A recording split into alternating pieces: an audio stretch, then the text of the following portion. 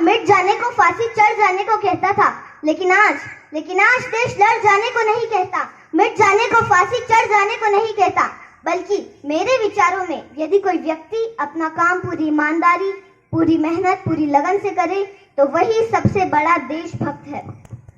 मैं नहीं मानती कि व्हाट्सएप और फेसबुक की डीपी को 3 रंग में रंगना देशभक्ति है।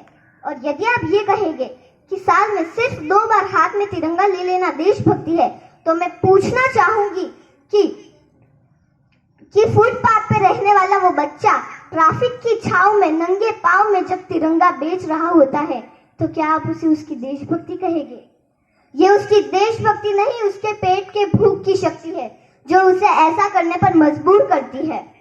क्योंकि न मस्जिद को जानते हैं, न शिवालों को जानते हैं, न मस्जिद को जानते हैं, न शिवालों को जानते हैं।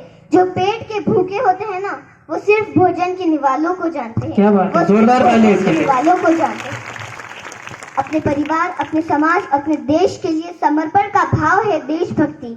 और हर देशद्रोही के जीवन में आने वाला तूफान है हमारी सच्ची देशभक्ति, ताकि हर देशद्रोही ये समझ सके कि अगर तू परिंदा है तो ये आसमान तेरा है, अगर तू परिंदा है तो ये आसमान तेरा है, अगर तू दरिंदा है तो ये शमशान भी तेरा है, अगर तू दरिंदा है तो ये शमशान भी तेरा है।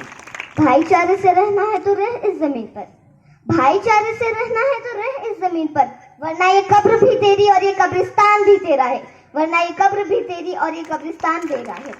लेकिन एक देशद्रोही से ज्यादा देशभक्ति तब आहत होती है जब एक बेटा अपने बूढ़े माँ बाप को वृद्ध आश्रम की चौखट पर छोड़ आता है। कराह उठती है वो देशभक्ति, कराह उठती है वो देशभक्ति जब मुसीबत में फंसे लोगों की जान बचाने से ज्यादा हम सेल्फी लेकर अपने लाइक बढ़ाने में लगते हैं।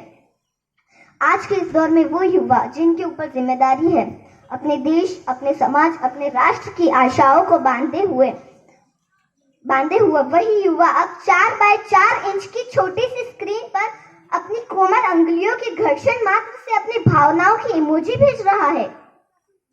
4 बोतल वोद का काम मेरा रोज ने भारत का तो भविष्य तबाह कर रखा है। हम ना एक ऐसे समाज में जीते हैं जहां लड़कों से बात करता देख जो भाई हड़काते हैं, जहां लड़कों से बात करता देख वो भाई हड़काते हैं, वही भाई अपनी गर्लफ्रेंड के किस्से घर में हंस हंस कर सुनाते हैं, वही भाई अपनी गर्लफ्रेंड के किस्से घर में हंस हंस कर सुनाते हैं। और मैं बता दूं कि महिला सुरक्षा के नाम पर आज भी हमारा देश 4थे नंबर पर आता है। हम एक ऐसे समाज में जीते हैं जहां पत्थर की मूर्त को तो लगते हैं 56 भोग और भूखे नंगे तड़पते सो जाते हैं लोग, और भूखे नंगे तड़पते सो जाते हैं लोग। मजदूर को मजदूर समझिए, मजबूर नहीं। गरीबों को काम दीजिए, दान नहीं।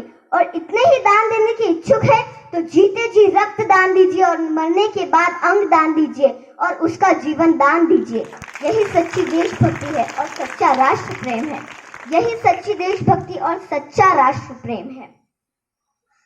यही है हमारा सच्चा प्रेम, यही है हमारा सच्चा राष्ट्र प्रेम, यही हमारा सच्चा प्रेम।